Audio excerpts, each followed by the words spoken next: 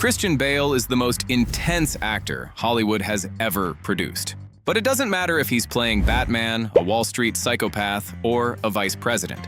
The man cannot stop being funny in real life. These are his funniest moments. Ed, will this be shown before the film comes out or after? This interview? Yeah. This interview's live right now.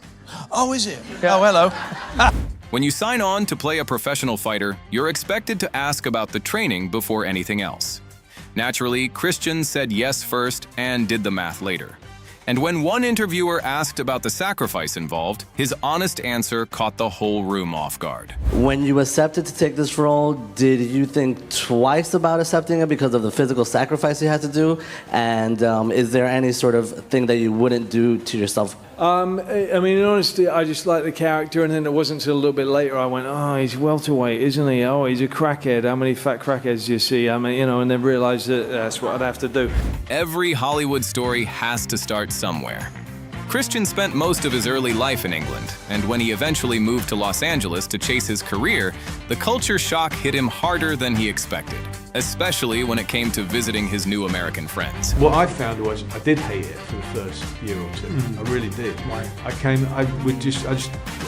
You know, coming from a walking culture, I just would go, I didn't want to do it. I don't know what to do here. You know, I've got to jump in a car all the time. And also, I would just roll up at people's houses without calling beforehand. Just knock on the door, hey, do mate, and they'd be kind of, what are you doing? I was like, I'm just coming over to hang out, because that's what we did in England. You just knock on the door, you come if you're busy. It's like, oh, go make yourself a cup of tea. I'll be with you in half an hour. Here it was like you just, you know, murdered their children. Like the look they gave you, like, well, you're insane. You got called before. Fame changes the way most people spend their money. Movie stars collect supercars the way the rest of us collect parking tickets. But nobody on earth defends a 2003 Tacoma harder than Christian Bale, and one interviewer learned that the hard way. One of the things that I thought was really interesting is when you mentioned that you're still driving a Tacoma. Because you're asking me, like, why do you think it's so surprising? I guess people have this idea of, you know, Hollywood stars, they're driving, like, the nicest cars. Wait, are you saying? The Tacoma's not the nicest car. How It's a dare you? 2006 Tacoma, right? 2003, thank you Oh very my much. God, that's Yeah, almost and secondhand even then. Yeah. It's not often you see an actor fight this hard against his own compliments. But whenever the praise starts flowing, Christian starts swinging back, whether he's sitting next to his co-stars or being credited with a skill he swears he never trained for. I have a feeling that you guys are going to be getting many more awards after watching this movie. Congratulations on what is a roller coaster of a ride. Well, this one, mate. She's the goat, but I just smell like a goat. Shut up. He's gonna just, you know, this whole interview, he's gonna put himself on the lowest keel, and it's not acceptable. It's where I like to be. In 2011, Christian flew to China to shoot The Flowers of War with director Zhang Yimou. He was about to find out just how hands-on a filmmaker could be, and just how far one would go to get the reaction he wanted. It was very helpful. It was very funny as well. Emo's a very funny guy. Or through Emo, just giving me a look, and I got it, and I was like, all right, no, okay, I'll try something different. So, no, I ended up, you know, the thing is that as an actor, you have to reinvent your style with each and every director that you work with. I come to find his working method is that he doesn't want to talk to me, that I'm not at a loss. There's nothing worse. I've seen other actors who stand and somebody shouts action and they're just going, I don't know what to do. They need somebody to come and tell them what to do. Very quick translation. Did you learn shorthand together? Or? Just sort of grunting at each other, and then lots of emo looking, going, you know, at me. Landing the role of Batman sounds like every actor's dream. The suit, the fame, the biggest franchise on the planet. It came with a catch, and Christian's honest memory of those sets is not what anyone expects. Most of my recollection of making Batman is sitting doing crosswords by myself in a blue tent with very uncomfortable stuff on because they wanted me ready in 15 minutes at any given go. So I was always sitting there and these things going, 4 down. Hello, is anyone out there? Christian has a story about nearly every transformation he's put his body through. The physical ones are on another level entirely. For The Machinist in 2004, he lost a staggering 63 pounds to play an insomniac, and then, almost immediately after, he was cast as Batman. Nobody on that set was prepared for what walked in. When I first met Christian, he was extraordinarily thin, having lost an enormous amount of weight for The Machinist. He did call me and say, well, how am I going to be able to suggest to Warner Brothers that you could play Batman if you're that skinny? He then proceeded to really try and bulk up. I was just stuffing my face all day long and lifting heavy weights. We worked on his muscle tone so we could bring his body to what it needed to be for Batman. I just listened to what he said about get as big as you possibly can, so that's what I did. How much weight did you lose for The Machinist? 63 pounds. And then you went balloon back up 100.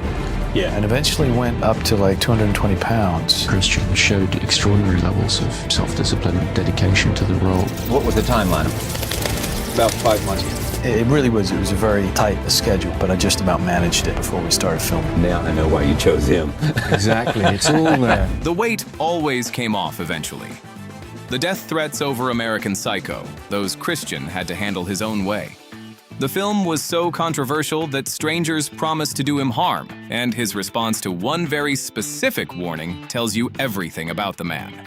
I remember somebody threatening me on the street because some people did object to the film getting made and all that. And I remember people saying that they were going to do me harm and stuff like that, you know. And I would actually go like, I remember somebody warned me, must have been a friend of mine who was crazy early on the internet. And they warned me, they called me up and they went, there's some person and they know where you walk every single day and you go down this back alley and they say that they're going to jump on you and they're going to rip your cerebral cortex out of your head. So please don't go down that alley. So of course I was like, I'm going to that alley. I want to see what happens. And unfortunately, nothing. I kept walking up and down it going, where are they? Come on. What's... But nothing ever happened. It's not often an actor completely despises his most iconic character. But Patrick Bateman made Christian a legend and asked him how he actually feels about the man, and he doesn't hesitate for a second, even when the question drifts toward weddings. What do you like about Patrick Bateman? What do I like? Yeah. I like nothing about him. I mean, he's a completely unredeeming character, you know, and I didn't attempt to make him sympathetic at all. But what makes him entertaining is the fact that he has no redeeming value. But that at the same time, he finds himself in so many ridiculous situations and reacts in such a ridiculous manner. You know, he's certainly somebody that I wouldn't want to, you know, be at a table with and eating, but I'd certainly want to eavesdrop on his conversation. When you've already pulled off the most extreme weight swing in Hollywood history, you're expected to slow down. Naturally, in 2018, Christian did it all over again to play Dick Cheney in Vice, gaining 40 pounds, shaving his head, and bleaching his eyebrows.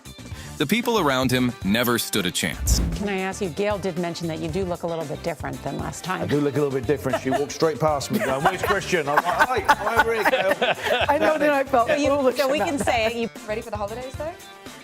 You worked hard for it. I can play Santa. This is real. This is real. Yeah. Dude, that's crazy. All right. You were so shredded the last time I saw you. What have you been doing? Eating That's everything? what he does. Everything? Eating everything. Yeah. That's kind of liberating. I'm looking at the carpet and that's exciting. This is a bit of a badass look for you. Is this just This for is fun? this is a bland. Yeah, this is just what I do for fun. Christian starred alongside Matt Damon in the racing drama Ford vs. Ferrari, and the dynamic between them off-screen was something nobody could have scripted. On that press tour, Matt was about to find out exactly where Christian's loyalty ends. How many times on this press tour have you been asked who would win in a fight between Batman and Bourne? About 200. Yeah. Pretty Yeah. good. 400 times. Which is weird because the answer is so obvious. Yeah. Actors love claiming they did their own stunts. It's practically a press tour tradition at this point. But nobody torpedoes his own action credentials faster than Christian, especially once the conversation turns to those racing scenes. Look, I'd love to tell you we did everything. I'd love to lie completely and go, Just oh, do yeah, it. it was all us. But the races would have been very boring if it had been me really driving out. If there's anything dynamic happening in a car, I could certainly say for myself, it wasn't me in it. Of course, once filming on Vice Wrapped, all that Cheney weight had to come off.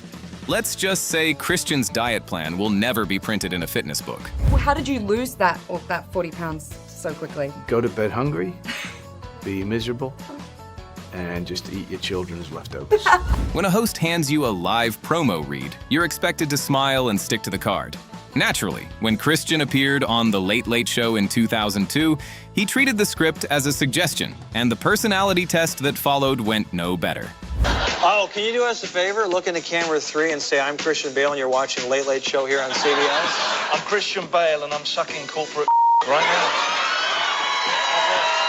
It's called Save or Kill. It's a personality test. What would you like to save between two things? Iron Man or Captain America? Don't really care. NSYNC or Backstreet Boys? No, get rid of both.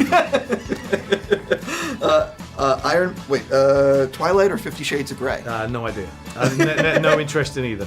Every long career collects a few unexpected co-stars. But nobody expected Christian Bale to end up singing with Taylor Swift in the 2022 movie Amsterdam. His own kids had the best reaction to that news. You've got kids. Were they most excited about you working with Taylor Swift? I actually didn't even tell them until it was a few days afterwards, and I happened to, a Taylor Swift song came on, and I went, "Oh, I was singing with her the other day." And they went, "What?" I think they were less kind of impressed with me than felt bad for her that she had to sing with me, because I sing around the house a lot and it ain't pretty. Winning Best Actor sounds like the most dignified moment of an actor's year. The suit, the speech, the standing ovation. At the 2016 Critics' Choice Awards, Christian's walk to the stage came with a catch, and his opening line addressed it immediately.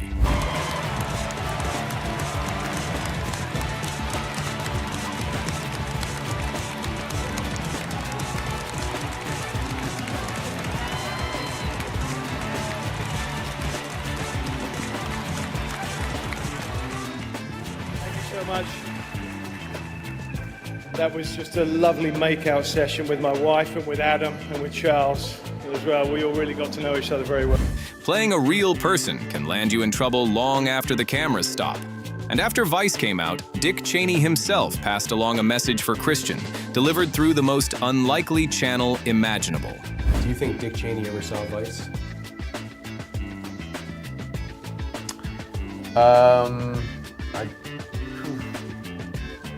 I don't know if right? he ever did. I'm not sure if he ever did. He did pass along a message to me. I doubt you want to share what it was.